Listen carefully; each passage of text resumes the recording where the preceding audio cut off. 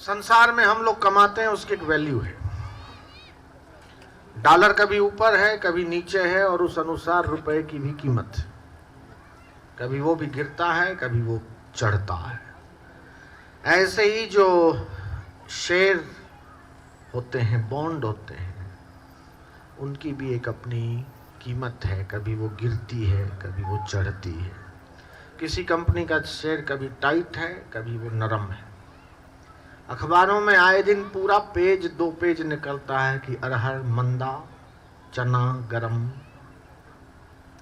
सुपारी, इलायची, लौंग तेजी में, प्याज के दाम गिरे।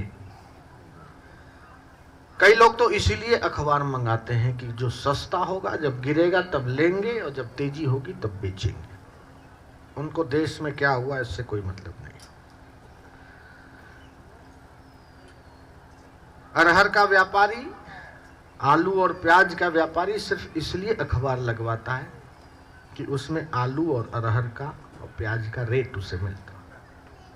सोने चांदी वाला भी इसलिए अखबार मंगाता है कि उसमें रोज का रोज उसे रेट मिलता है कि चांदी कितनी गिरी और कितनी चढ़ी, खरीदूं कि बेचूं, और किस भाव से खरीदूं, किस भाव से बेचूं। ये व्यापारिक बातें हैं। लेकिन जो धर्म करता है और पुण्य करता है, सत्कर्म करता है, उसे रोज रोज अखबार देने की जरूरत ही नहीं है। क्योंकि वो एक ऐसी हुंडी, एक ऐसी एफडी, एक ऐसी डिपॉजिट करवाता है जो जन्मों जन्मों तक उसके काम आती है और उसके वंश वालों को काम आती है। और इसीलिए तपस्या की जाती है। भगीरथ ने तपस्या की और स्वर्ग की गंगा इस धरती पर आई। लेकिन उससे पहले 2 पीढ़ियां उस गंगा को लाने में बीत गई। शुरुआत अंशुमान राजा ने की थी, पूरी जिंदगी लगा दी, लेकिन स्वर्ग की गंगा धरती पर नहीं आई। फिर उनके बेटे लग गए, उन्होंने भी जिंदगी लगा दी, गंगा नहीं आई। लेकिन किया हुआ व्यर्थ नहीं जाता। जयराम जी की बोलना पड़ेगा। देखो, एक लोहा है, लोहे के अगर हम उसको 150 उसके ऊपर घा करते हैं, हो सकता है कि नहीं टूटे।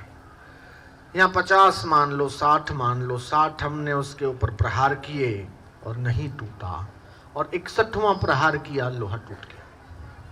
तो क्या जो 60 प्रहार किए वो बेकार गए? बिल्कुल नहीं। 61वां प्रहार में जो टूटा वो 60 का ही फल था।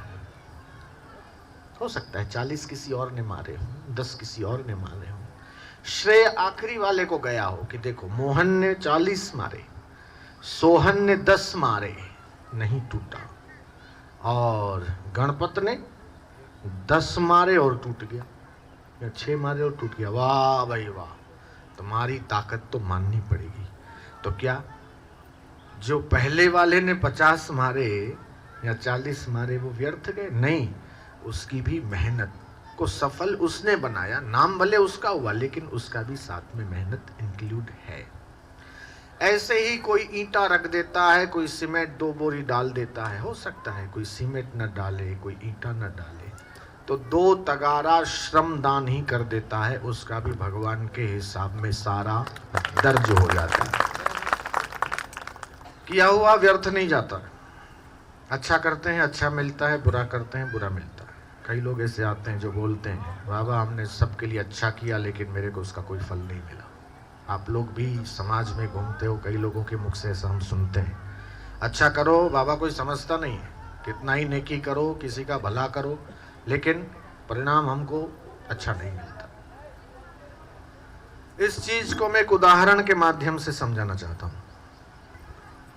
मान लो एक चक्की है। चक्की तो आपने देखी होगी, और वो जो चक्की है, आटा, गेहूं का, बाजरे का, मक्के का, ये सब आटा चक्की में से निकलता है। तुमने 10 किलो गेहूं डाला, नीचे देखोगे तो 10 किलो आटा बाहर आ रहा है।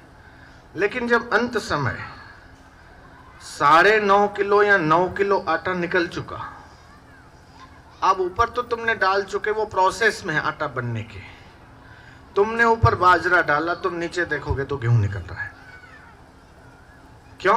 क्योंकि जब तक वो अंदर मशीन में है, चक्की में है, तब तक उसको निकलने दो। ऊपर से पहले दिखाई दिया कि बाजरा डाला तो बाजरा क्यों नहीं, लेकिन वो पहले जो तुमने गेहूं डाला है वो अभी निकल रहा। ऐसे ही कई लोग समझते हैं कि हम अच्छा करते हैं फिर भी उसका फल बुरा मिलता है। नहीं, वो तुम्हारा प्रोसेस में पहले बुरा तुमने जो किया है वो प्रोसेस में, और उस बुरे का फल तुमको बुरे के रूप में मिल रहा है। तुम अब अच्छा कर रहे हो, तुम तुरंत देखोगे तो अच्छे का फल अच्छा नहीं मिलेगा, हो सकता है बुरा भी मिलता हो, लेकिन वेट प्लीज, इंतजार करो, धीरज करो, और धीरज करने के बाद आप देखोगे कि अच्छे का फल भी अच्छा मिलेगा मिलेगा मिलेगा मिलेगा, इसमें कोई दो राय नहीं।